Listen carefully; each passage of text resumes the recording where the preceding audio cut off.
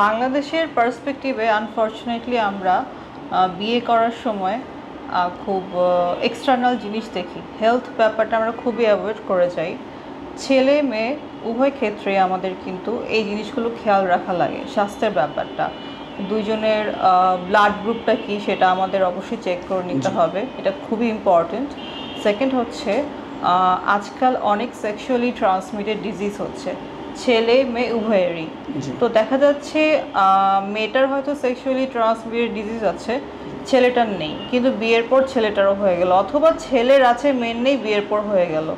So সেই ক্ষেত্রে অবশ্যই সেক্সুয়ালি ট্রান্সমিটেড ডিজিজ যেমন গনোরিয়া, সিফিলিস, এইচআইভি, এই জিনিসগুলো অবশ্যই টেস্ট করে নিতে হবে। আর মেয়েদের ক্ষেত্রে স্পেশালি একটা কথা বলবো যে হরমোনাল কিছু টেস্ট অবশ্যই করতে হবে, কারণ হরমোনাল ইমব্যালেন্স থাকলে সেটাকে ট্রিটমেন্ট দেওয়া যায়। হরমোনাল ইমব্যালেন্স হলে মানুষের পিসিওএস হয়, অনেক প্রবলেম হয়, যেটা ভবিষ্যতে মানুষের সেক্সুয়াল লাইফ অর্থাৎ হাজব্যান্ড ওয়াইফের যে একটা বৈবাহিক জীবনে অনেক বাজে এফেক্ট পড়ে।